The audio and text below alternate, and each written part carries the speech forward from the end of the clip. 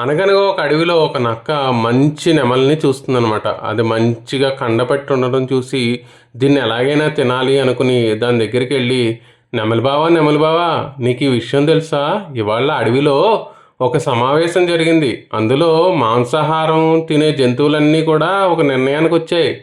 శాకాహారుల్ని పక్షుల్ని తినకూడదని నిర్ణయించుకున్నారు. నీకు తెలుసా ఈ విషయం అని అడుగుతుందనమాట.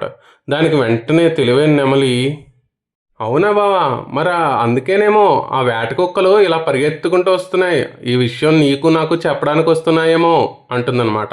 దానికి నక్క వేట కుక్కలు అని వినగానే పరుగులు అంగించుకుంటుంది.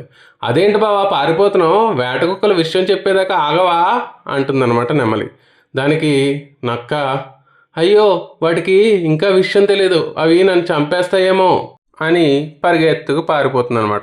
అప్పుడు నెమలి అనుకుంటుంది, "హహహ, నీ వేషాలు నా దగ్గర నాకు తెలియదా, నువ్వు ఏ బుద్ధితో వచ్చావో నన్ను తినేద్దామనే కిందకి దిగితే అనుకుంటుంది.